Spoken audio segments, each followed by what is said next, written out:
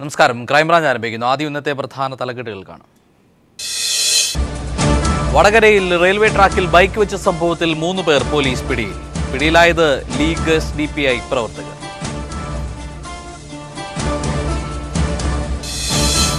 Total for you തട്ടിപ്പ് കേസിലെ മുഖ്യപ്രതി ശബരിനാഥിന് 20 വർഷം തടവ്.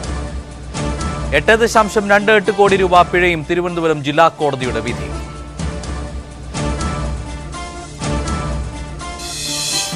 കൊച്ചി റിഫൈനറിയുടെ ബോട്ടിലിംഗ് പ്ലാന്റിൽ ചോർച്ച. സൾഫർ വാതകം ശ്വസിച്ച് സമീപ സ്കൂളിലെ അധ്യാപകരും വിദ്യാർത്ഥികളും ആശുപത്രിയിൽ. ജില്ലാ കളക്ടർ അന്വേഷണം പ്രഖ്യാപിച്ചു.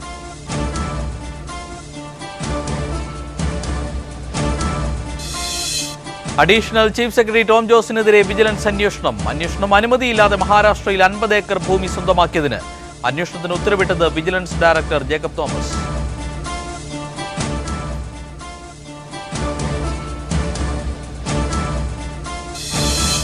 കണ്ണൂർ താഴെച്ചൊവ്വയിൽ ബസ്സിടിച്ച് ബൈക്ക് യാത്രക്കാരിയായ കോളേജ് വിദ്യാർത്ഥിനി മരിച്ചു. അപകടത്തിനിടയാക്കിയത് ബസിന്റെ അമിത വേഗം.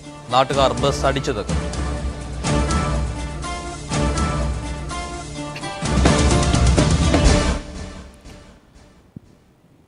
വടകരയിൽ റെയിൽവേ ട്രാക്കിൽ ബൈക്ക് വെച്ച സംഭവത്തിൽ 3 പേരെ പോലീസ് അറസ്റ്റ് ചെയ്തു. ലീഗ് SDPI പ്രവർത്തകരായ സജീർ, യാസർ അറാഫത്ത്, മുഹമ്മദ് നസീഫ് എന്നിവരെയാണ് അറസ്റ്റ് ചെയ്തത്. പ്രതികൾക്കെതിരെ ട്രെയിൻ അട്ടിമറി ശ്രമത്തിന് പോലീസ് കേസെടുത്തു. വടകര സ്വദേശി ജാഫറിന്റെ ബൈക്ക് കഴിഞ്ഞ വ്യാഴാഴ്ച രാത്രിയാണ് ചോറോട്ടെ റെയിൽവേ ട്രാക്കിൽ കണ്ടെത്തിയത്. ട്രെയിൻ അട്ടിമറി ശ്രമമാണെന്നായിരുന്നു പോലീസിന്റെ പ്രാഥമിക നിഗമനം. പിന്നീട് പോലീസ് നടത്തിയ സമഗ്രമായ അന്വേഷണത്തിലാണ് 3 പ്രതികൾ കുടുങ്ങിയത്. മുസ്ലിം ലീഗ് SDPI പ്രവർത്തകരായ സജീർ, യാസർ അറാഫത്ത്, മുഹമ്മദ് നസീഫ് എന്നിവരെയാണ് പോലീസ് അറസ്റ്റ് ചെയ്തത്. ജാഫറിനോടുള്ള മുൻ വൈരാഗ്യമാണ് സംഭവത്തിന് പിന്നിലെന്ന് പ്രതികൾ സമ്മതിച്ചു. ട്രെയിൻ അട്ടിമറി ശ്രമം ഉൾപ്പെടെയുള്ള കുറ്റങ്ങൾ പ്രതികൾക്കെതിരെ ചുമത്തിയെന്ന് വടകര റൂറൽ SP വിജയകുമാർ പറഞ്ഞു. ഈ 3 പേരും IUML പ്രവർത്തകരും ഇവരെ SDPI പ്രവർത്തകരും അങ്ങോട്ടും ഇങ്ങോട്ടും മാറി പ്രവർത്തിക്കുന്നവരാണ്. IUML പ്രവർത്തിക്കും, SDPIക്കാരുമാണ്. റെയിൽവേ സബോട്ടേജ് ആക്ട് പ്രകാരം ട്രെയിൻ അട്ടിമറിക്കാനുള്ള ശ്രമത്തിനുള്ള സെക്ഷൻ വെച്ചാണ് കേസ് എടുത്തിട്ടുള്ളത്. സംഭവ ദിവസം ജാഫറിന്റെ സുഹൃത്ത് അർഷാദിന്റെ ബൈക്ക് കത്തിച്ചതും ഇതേ സംഘമായിരുന്നു. പ്രദേശത്ത് സംഘർഷാവസ്ഥ സൃഷ്ടിക്കാനായിരുന്നു ഇവരുടെ ശ്രമം. 3 പ്രതികളെയും സംഭവ സ്ഥലത്തെത്തിച്ച് തെളിവെടുപ്പ് നടത്തി. News bureau, Kozhikode. കൊച്ചി അമ്പലമുകളിൽ വിഷവാതകം ശ്വസിച്ച വിദ്യാർത്ഥികളെയും അധ്യാപകരെയും ആശുപത്രിയിൽ പ്രവേശിപ്പിച്ചു. Ambalamukal government vocational higher secondary സ്കൂളിലെ 36 വിദ്യാർത്ഥികളെയും 7 അധ്യാപകരെയുമാണ് ആശുപത്രിയിൽ പ്രവേശിപ്പിച്ചത്. സംഭവത്തിൽ ജില്ലാ കളക്ടർ അന്വേഷണം പ്രഖ്യാപിച്ചു. രാവിലെ 9:30 വിദ്യാർത്ഥികൾ സ്കൂളിലെത്തിയപ്പോഴാണ് തലകറക്കവും ദേഹാസ്വാസ്ഥ്യവും ഛർദിയും അനുഭവപ്പെട്ടത്. 9:15 റിഫൈനറിയിൽ നിന്ന് വാതകം ചോർന്നതെന്നാണ് പ്രാഥമിക നിഗമനം. വിഷവാതകം ശ്വസിച്ച ശ്വാസതടസ്സമടക്കമുള്ള അസ്വസ്ഥത അനുഭവപ്പെട്ട അധ്യാപകരെയും വിദ്യാർത്ഥികളെയും തൃപ്പൂണിത്തറയിലെ താലൂക്ക് ആശുപത്രിയിലും സ്വകാര്യ ആശുപത്രിയിലുമായി പ്രവേശിപ്പിച്ചു. സ്കൂളിൽ വന്നപ്പോഴത്തോണ്ടിയും ഭയങ്കര മണം ഉണ്ടായിരുന്നു. കമ്പനിയിൽ നിന്ന് ഒരു 11 മണിയൊക്കെ ആയപ്പോഴത്തോണ്ടിയും നല്ല മണം. കാറ്റടിക്കുമ്പോൾ മണം കൂടി തന്നെ. പിള്ളേർ അപ്പോൾ കുറേ പേര് തല ഇറങ്ങി വീണെന്ന് പറഞ്ഞു. അപ്പോൾ അതുകൊണ്ട് ഞങ്ങൾ ഹോസ്പിറ്റലിലേക്ക് കൊണ്ടുവന്നു. വാതകച്ചോർച്ച ശ്രദ്ധയിൽപ്പെട്ടപ്പോൾ തന്നെ സ്കൂളിൽ നിന്ന് വിദ്യാർത്ഥികളെ പൂർണ്ണമായി ഒഴിപ്പിച്ചു. പോലീസ്, ഫയർഫോഴ്സ്, ആരോഗ്യവകുപ്പ് ഉദ്യോഗസ്ഥർ, ദുരന്ത നിവാരണ സേനയടക്കം സ്കൂളിലെത്തി. ആശുപത്രിയിൽ പ്രവേശിക്കപ്പെട്ടവർ സാധാരണ നിലയിലാണെന്നും സംഭവത്തെക്കുറിച്ച് അന്വേഷണം നടത്തുമെന്നും ജില്ലാ കളക്ടർ മുഹമ്മദ് വൈ സഫീറുള്ള പറഞ്ഞു. ഇങ്ങനെ ലീക്ക് എന്ത് കൊണ്ട് സംഭവിച്ചു എന്ന് നമ്മൾ ഫാക്ടറീസ് ആൻഡ് ബോയിലേഴ്സ് വഴി അന്വേഷിക്കുന്നുണ്ട്. അവരുടെ ഉദ്യോഗസ്ഥരും ഇവിടെ ഉണ്ട്. അതിന്റെ സാമ്പിൾസ് എടുത്ത് നമ്മൾ പരിശോധിക്കുന്നുണ്ട്. അതേസമയം അമ്പലമുകൾ പ്രദേശത്ത് വാതകച്ചോർച്ച നിത്യസംഭവമാണെന്നും റിഫൈനറിയിലെ പുതിയ IREP പ്ലാന്റിലെ വാൽവ് തുറക്കാൻ ശ്രമിച്ചതാണ് ചോർച്ചയ്ക്ക് കാരണമായതെന്നും നാട്ടുകാർ ആരോപിച്ചു. അവർ വാൽവ് തുറന്നു കഴിഞ്ഞാൽ ടച്ച് ചെയ്ത് കഴിഞ്ഞാൽ ഭൂരിഭാഗവും 10 മീറ്ററിനുള്ളിൽ താമസിക്കുന്നവരാണ്. അതിർത്തിയോട് ബഫർ സോണ്, ഗ്രീൻ ബെൽറ്റ് ഇതൊന്നും അവിടെ നടപ്പാക്കാതെ അവർ ഈ ഏരിയ കംപ്ലീറ്റ് തൊട്ടടുത്ത് മതിലിനോട് ചേർന്ന് തന്നെ പ്ലാന്റ് വീണ്ടും വികസിപ്പിച്ചുകൊണ്ടിരിക്കുകയാണ്. അപ്പോൾ ഈ സ്കൂള്, അംഗൻവാടി, ഹെൽത്ത് സെൻറ്റർ, പരിസരവാസികളെ എല്ലാം മാറ്റം ചെയ്തതിന് മാത്രമേ പ്ലാന്റ് ഓടിക്കാവുള്ളൂ എന്നുള്ള ഉത്തരവ് കയ്യിൽ ഇരുന്നിട്ടാണ് അവരിപ്പോൾ ഈ നടപടികൾ നടത്തുന്നത്. സംഭവത്തെ തുടർന്ന് ജില്ലാ കളക്ടർ സ്കൂളിന് 2 ദിവസത്തെ അവധി പ്രഖ്യാപിച്ചിട്ടുണ്ട്. News bureau, Kochi. ഭൂകമ്പ സാധ്യതാ മേഖലയായി വിദഗ്ധർ കണ്ടെത്തിയ അടൂർ കരിമലയിൽ അനധികൃതമായി പ്രവർത്തിക്കുന്ന കരിങ്കൽ ക്വാറി നാട്ടുകാരിൽ ഭീതി ഉളവാകുന്നു. പാരിസ്ഥിതിക അനുമതി പോലും ഇല്ലാത്ത ക്വാറി യാതൊരു സുരക്ഷാ മാനദണ്ഡങ്ങളും പാലിക്കാതെയാണ് പ്രവർത്തിക്കുന്നത്.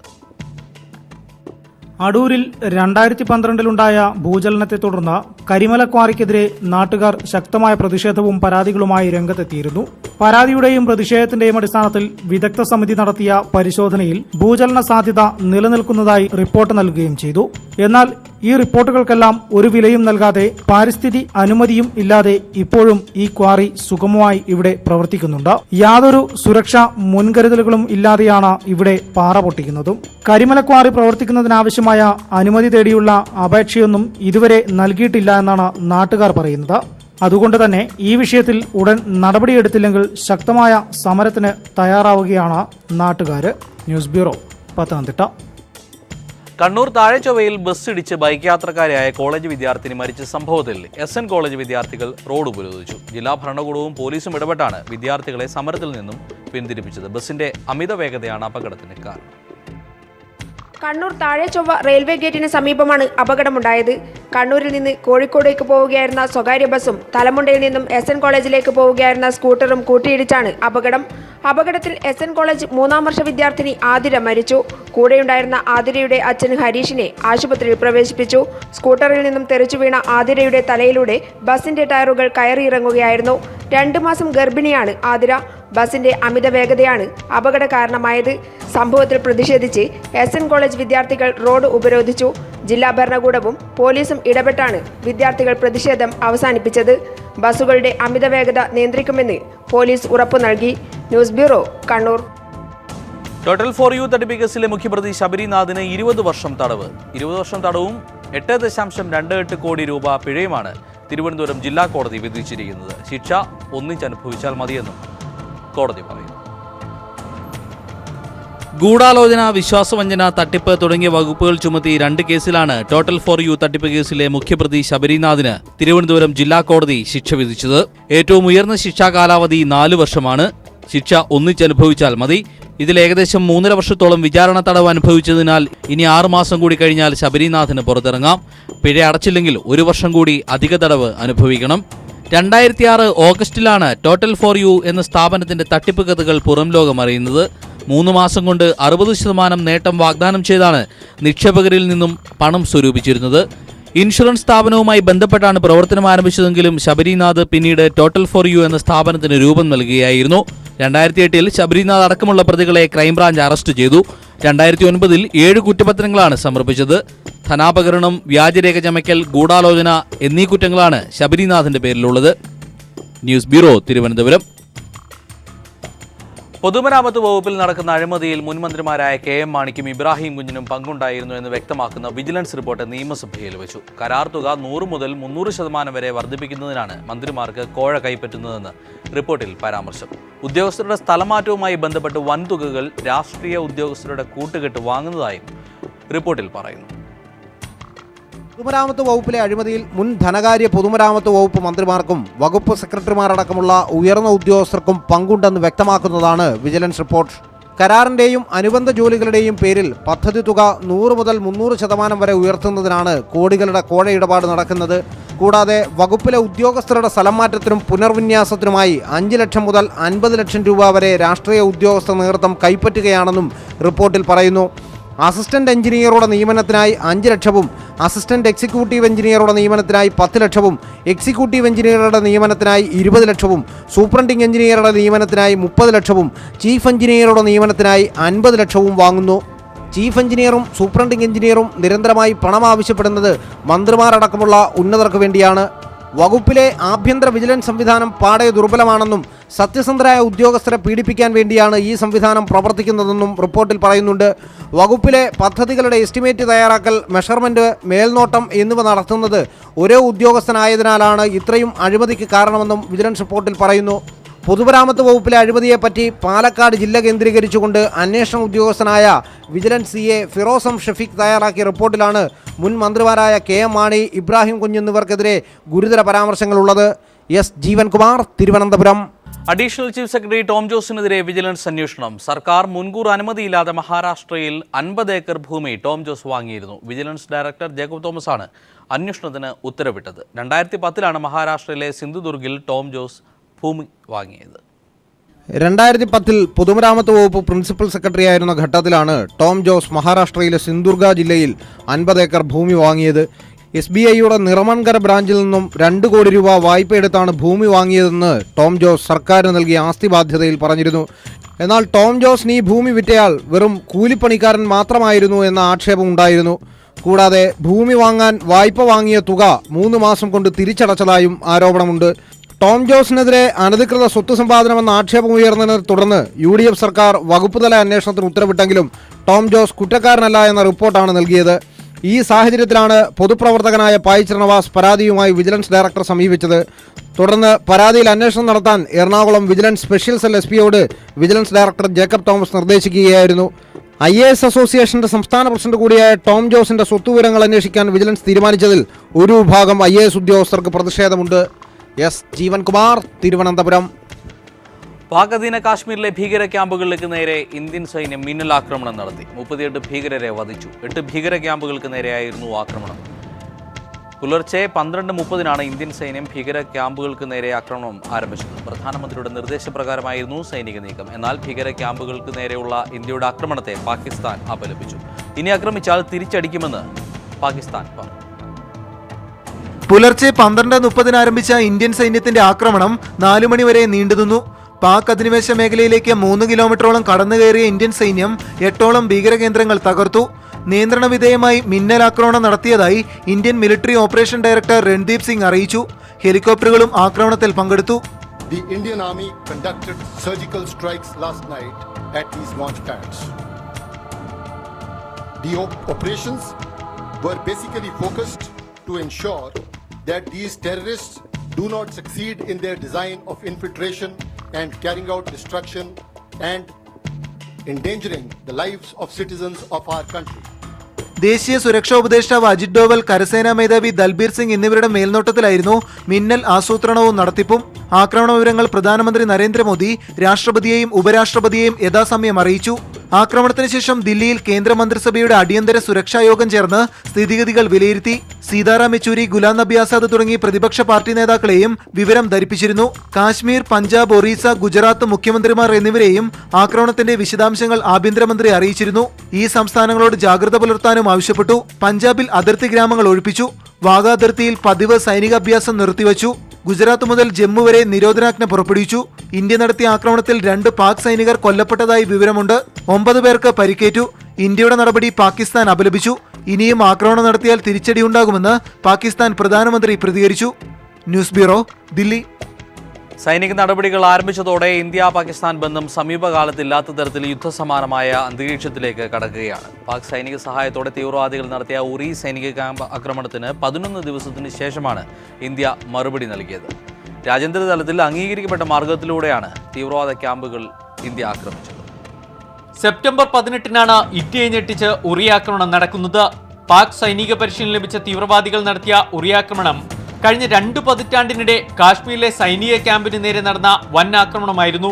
18 വിലപ്പെട്ട സൈനികരുടെ ജീവൻ കവർന്നെടുത്ത സംഭവത്തിൽ തിരിച്ചടി നൽകണമെന്ന ആവശ്യം രാജ്യത്ത് ശക്തമായി ഉയർന്നു വന്നു. ഈ പശ്ചാത്തലത്തിലാണ് നിയന്ത്രണ പ്രദേശത്ത് നിശ്ചിത സമയത്ത് ആക്രമണം നടത്തുക എന്ന സർജിക്കൽ അറ്റാക്കിനെ കുറിച്ച് കേന്ദ്ര സർക്കാർ ആലോചിക്കുന്നത്. പാർട്ടി യോഗത്തിനായി കേരളത്തിലേക്ക് തിരിക്കും മുമ്പ് സൈനിക മേധാവിയെയും സുരക്ഷാ ഉപദേഷ്ടാവിനെയും കണ്ട പ്രധാനമന്ത്രി തിരിച്ചടിക്കുള്ള അനുമതി നൽകി. സൈന്യത്തിന്റെ രഹസ്യാന്വേഷണ വിഭാഗം കണ്ടെത്തി മാർക്ക് ചെയ്ത 8ഓളം തീവ്രവാദ ക്യാമ്പുകൾ.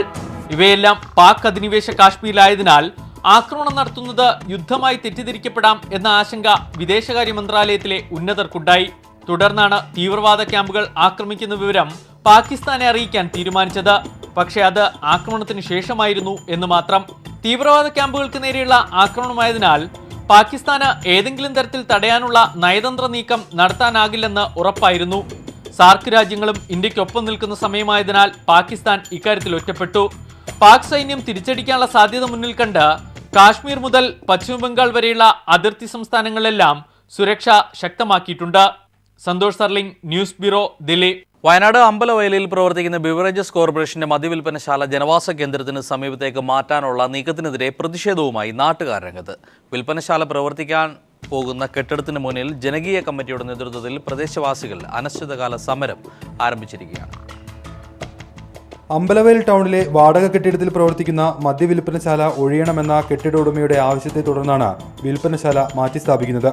കുപ്പമുടി എന്ന സ്ഥലത്തേക്ക് മദ്യവിൽപ്പനശാല മാറ്റാൻ തീരുമാനവുമുണ്ടായി. ഇതോടെയാണ് ഇവിടെയുള്ള നാട്ടുകാർ ജനകീയ കമ്മിറ്റി രൂപീകരിച്ച സമരം ആരംഭിച്ചിരിക്കുന്നത്. അപ്പോൾ ഈ കുപ്പമുടിയിൽ ഒരു ഷാപ്പ് വരികയാണെങ്കിൽ ഇവിടെ ആരും പുറത്തിറങ്ങാൻ പറ്റാത്തൊരവസ്ഥയിൽ അകത്തിരുന്ന് ജീവിക്കേണ്ടി വരും. അതുകൊണ്ട് ഞങ്ങൾക്ക് ഇവിടെ കുപ്പമുടിയിൽ മദ്യഷാപ്പ് വേണ്ട, ഞങ്ങൾ അതിനോട്ട് അനുവദിക്കുകയില്ല. ഞങ്ങൾ മരണം വരെ അതിനെതിരെ പോരാടുകയാണ്. നിരവധി ആദിവാസി കോളനികളാണ് ഈ പ്രദേശത്തുള്ളത്. ഇവിടെയുള്ള സ്ത്രീകൾ ഉൾപ്പെടെ സമരരംഗത്താണ്. മദ്യവിൽപ്പനശാല വരുന്നതോടെ പ്രദേശത്തെ സ്വൈര്യജീവിതം തകരുമെന്നാണ് നാട്ടുകാർ പറയുന്നത്. തീരുമാനം പിൻവലിക്കും വരെ സമരം തുടരാനാണ് നാട്ടുകാരുടെ തീരുമാനം. News bureau, Wayanad. വിവിധ ആവശ്യങ്ങൾ ഉന്നയിച്ച ഇടുക്കി ദേവികുളത്ത് കർഷകർ RDO ഓഫീസ് ഉപരോധിച്ചു. ഭൂമി സംബന്ധിച്ച വിഷയത്തിൽ സർക്കാർ അടിയന്തര നടപടി സ്വീകരിക്കണമെന്ന് പ്രതിഷേധത്തിൽ പങ്കെടുത്ത CPIM ജില്ലാ സെക്രട്ടറി KK ജയചന്ദ്രൻ ആവശ്യപ്പെട്ടു. മറ്റൊരു സമരക്കാഴ്ച കൂടി. ദേവികുളം താലൂക്കിലെ പട്ടയങ്ങൾ RDO ഓഫീസിൽ ഹാജരാക്കണമെന്ന ഉത്തരവ് ഇറങ്ങിയതോടെയാണ് കർഷകർ പ്രതിഷേധവുമായി രംഗത്ത് വന്നത്. മേഖലയിലെ നിർമ്മാണ പ്രവർത്തനങ്ങൾ നിർത്തിവെക്കാൻ സബ് കളക്ടർ നോട്ടീസ് നൽകിയതോടെ പ്രശ്നം സങ്കീർണമായി. ഇതോടെ കർഷകർ കേരള കർഷക സംഘത്തിന്റെ നേതൃത്വത്തിൽ റവന്യൂ വകുപ്പിന്റെ നടപടിക്കെതിരെ പ്രത്യക്ഷ സമരവുമായി രംഗത്ത് വന്നു. RDO ഓഫീസിന് മുന്നിൽ നടന്ന പ്രതിഷേധ സമരം ദേവികുളം MLA S രാജേന്ദ്രൻ ഉദ്ഘാടനം ചെയ്തു. ഉദ്യോഗസ്ഥർ തന്നിഷ്ടം പോലെ പ്രവർത്തിക്കുന്നത് കണ്ടിരിക്കാൻ കഴിയില്ലെന്ന്, മേഖലയിലെ ഭൂമി സംബന്ധമായ വിഷയത്തിൽ സർക്കാർ തീരുമാനമെടുക്കുകയാണ് വേണ്ടതെന്നും CPIM ജില്ലാ സെക്രട്ടറി KK ജയചന്ദ്രൻ ആവശ്യപ്പെട്ടു. ബഹുനില കെട്ടിടം പണിയണോ, ഒരു നില കെട്ടിടം പണിയണോ, ഇവിടെ കെട്ടിടം ഏതെല്ലാം പ്രദേശത്ത് പണിയാതിരിക്കണോ എന്നുള്ളത് സംബന്ധിച്ച് ഒരു വ്യക്തമായ കാഴ്ചപ്പാടിന്റെ അടിസ്ഥാനത്തിലുള്ളൊരു തീരുമാനം കേരള സർക്കാർ എടുക്കേണ്ടതാണ്. അതിലെ ഒറ്റപ്പെട്ടൊരു ഉദ്യോഗസ്ഥൻ എങ്ങനെയാണ് ഇവിടെ ഒരു നില പണിയാൻ പറ്റുള്ളൂ, 3 നില? പുള്ളിയുടെ ഭാവനയ്ക്കനുസരിച്ചാണോ തീരുമാനിക്കുന്നത്? അങ്ങനെ തീരുമാനിക്കാൻ പറ്റൂല. നൂറുകണക്കിന് കർഷകർ പങ്കെടുത്ത പ്രതിഷേധ പരിപാടിയിൽ CPIM ജില്ലാ സെക്രട്ടേറിയറ്റ് അംഗങ്ങളായ CV വർഗീസ്, KV ശശീദ്, ഏരിയ സെക്രട്ടറി KK വിജയൻ തുടങ്ങിയ നേതാക്കൾ പങ്കെടുത്തു. News bureau, Idukki. നിലമ്പൂർ വനമേഖലയിൽ മാവോവാദികൾ വീണ്ടും സജീവമായെന്ന സംശയത്തിൽ പോലീസ് സുരക്ഷ ശക്തമാക്കി. കഴിഞ്ഞ ദിവസം മുണ്ടക്കടവിൽ പോലീസിന് നേരെ വെടിയുതിർത്തതിനെ തുടർന്ന് പരിശോധന നടത്തിയെങ്കിലും സംഘത്തെ കണ്ടെത്താനായില്ല. പോലീസ് തിരയുന്ന മാവോവാദി നേതാവ് സോമന്റെ നേതൃത്വത്തിലുള്ള 6-അംഗ സംഘം നിലമ്പൂർ കരുളായി വനമേഖലയിൽ തമ്പടിച്ചിട്ടുണ്ടെന്നാണ് പോലീസ് കരുതുന്നത്. ഉൾവനത്തിൽ കഴിഞ്ഞ ദിവസം രക്തസാക്ഷി അനുസ്മരണ സമ്മേളനം സംഘടിപ്പിച്ചിരുന്നുവെന്ന രഹസ്യാന്വേഷണ റിപ്പോർട്ടുമുണ്ട്. ഇതിനിടെയാണ് തിങ്കളാഴ്ച വൈകിട്ട് മുണ്ടക്കടവ് കോളനിയിൽ സംഘം ക്ലാസ് എടുക്കാനെത്തിയത്. പോലീസ് എത്തിയപ്പോഴേക്കും രക്ഷപ്പെട്ടു. തണ്ടർബോൾട്ടിന് നേരെ വെടിയുതിർക്കുകയും ചെയ്തു. വനത്തോട് ചേർന്ന പ്രദേശങ്ങളിലെല്ലാം അരിച്ചു പരിശോധിച്ചെങ്കിലും സംഘത്തെ കണ്ടെത്താനായില്ല. ജില്ലാ പോലീസ് മേധാവി ദേബേഷ് കുമാർ ബെഹ്റയുടെ നേതൃത്വത്തിൽ വീണ്ടും സുരക്ഷാ ക്രമീകരണങ്ങൾക്ക് ശക്തി വർദ്ധിപ്പിച്ചു. തണ്ടർബോൾട്ടിന്റെയും പോലീസിന്റെയും പ്രത്യേക സംഘങ്ങളെ ഉൾവനങ്ങളോട് ചേർന്നുള്ള കോളനികളിൽ വിന്യസിപ്പിച്ചിട്ടുണ്ട്. പോത്തുകല്ല്, കരുളായി, നിലമ്പൂർ ഫോറസ്റ്റ് സ്റ്റേഷനുകൾ കനത്ത സുരക്ഷയിലാണ്. News bureau, Malappuram. Kochi Irumpanam IOC പ്ലാന്റിലെ ടാങ്കർ ലോറി ഉടമകളും തൊഴിലാളികളും അനിശ്ചിതകാല സമരം ആരംഭിച്ചു. ടെൻഡർ വ്യവസ്ഥകളിലെ അപാകത പരിഹരിക്കണമെന്നാവശ്യപ്പെട്ടാണ് സമരം. കളക്ടറുടെ സാന്നിധ്യത്തിൽ ഇന്നലെ നടന്ന ഒത്തുതീർപ്പ് ചർച്ച പരാജയപ്പെട്ടതിനെ തുടർന്ന് അർദ്ധരാത്രി മുതലാണ് സമരം ആരംഭിച്ചത്. സമരത്തെ തുടർന്ന് 11 ജില്ലകളിലേക്കുള്ള ഇന്ധന നീക്കം പൂർണ്ണമായും നിലച്ചു. പ്രധാനമായും 4 ആവശ്യങ്ങൾ ഉന്നയിച്ചാണ് ഇരുമ്പനം IOC പ്ലാന്റിലെ ടാങ്കർ ലോറി ഉടമകളും തൊഴിലാളികളും പണിമുടക്കുന്നത്. ടെൻഡർ നടപടികളിലെ അപാകത പരിഹരിക്കുക എന്നതാണ് മുഖ്യ ആവശ്യം. 55 വണ്ടികൾ സ്വന്തമായുള്ളവർക്ക് മാത്രമേ കരാർ നൽകൂ എന്ന മാനേജ്മെന്റ് നിലപാട് മാറ്റി പകരം 5 വണ്ടികൾ ഉള്ളവർക്ക് കരാർ നൽകണം. നിലവിൽ 612 ടാങ്കർ ലോറികളാണ് ഇരുമ്പനത്ത് നിന്നും ലോഡുമായി പോകുന്നത്. ടാങ്കർ ലോറികളുടെ എണ്ണം 30% വർദ്ധിപ്പിക്കണമെന്നാണ് മറ്റൊരാവശ്യം. കിലോമീറ്ററിന് 2 രൂപ 53 പൈസ നൽകുന്നത് 1 രൂപ വർദ്ധിപ്പിച്ച് നൽകണം. 12,000 ലിറ്റർ ശേഷിയുള്ള ടാങ്കറിനും 20,000 ലിറ്റർ ശേഷിയുള്ള ടാങ്കറിനും നിലവിൽ ഒരു വാടക നൽകിയിരുന്നത് 2 തരം വാടകയാക്കി നിജപ്പെടുത്തിയ തീരുമാനം പിൻവലിക്കുക. ഈ 4 ആവശ്യങ്ങളാണ് ഉടമകൾ മുന്നോട്ട് വെച്ചത്. പ്രശ്നപരിഹാരത്തിനായി കളക്ടറുടെ സാന്നിധ്യത്തിൽ ഒത്തുതീർപ്പ് ചർച്ച നടത്തിയെങ്കിലും IOC മാനേജ്മെന്റ് പിടിവാശി തുടർന്നതിനാൽ ചർച്ച പരാജയപ്പെടുകയായിരുന്നു. ഇതേ തുടർന്ന് രാത്രി 12 മണി മുതൽ ഉടമകളും തൊഴിലാളികളും സമരം തുടങ്ങി. ഒരു ലോഡ് പോലും പോകാത്തതിനാൽ മലപ്പുറം, കോഴിക്കോട്, കണ്ണൂർ ജില്ലകൾ ഒഴികെയുള്ള 11 ജില്ലകളിലേക്കും ഇന്ധന നീക്കം തടസ്സപ്പെട്ടു. സമരം തുടർന്നാൽ സംസ്ഥാനത്ത് പെട്രോൾ, ഡീസൽ ക്ഷാമം രൂക്ഷമാകും. KM ഉമേഷ്, കൊച്ചി. ഗൃഹനാഥനോട് ക്ഷമ ചോദിച്ച് കത്തെഴുതി വെച്ച് മോഷണം നടത്തി മോഷ്ടാവ് വ്യത്യസ്തനായി. കോട്ടയം അതിരമ്പുഴയിൽ ഒരു മാധ്യമപ്രവർത്തകന്റെ വീട്ടിലാണ് വേറിട്ട ശൈലിയിൽ മോഷണം അരങ്ങേറിയത്. ഈ മാസം 11-നാണ് മോഷണം നടന്നത്. പിന്നീട് കത്തിലെ വിരലടയാളം പരിശോധിച്ച് പ്രതിയെ പോലീസ് പിടികൂടുകയായിരുന്നു. രാഷ്ട്രദീപിക എഡിറ്റർ ഇൻചാർജ് ജോസ് ആൻഡ്രൂസിന്റെ അതിരമ്പുഴയിലെ വീട്ടിൽ കഴിഞ്ഞ 11-ാം തീയതിയാണ് മോഷണം നടന്നത്. ഓണാവധിക്ക് വീടും പൂട്ടി കുടുംബസമേതം വിനോദയാത്ര പോയവർ തിരിച്ചു വന്നപ്പോഴാണ് സ്വീകരണമുറിയിൽ മോഷ്ടാവ് എഴുതിവെച്ച കുറിപ്പ് കണ്ടത്.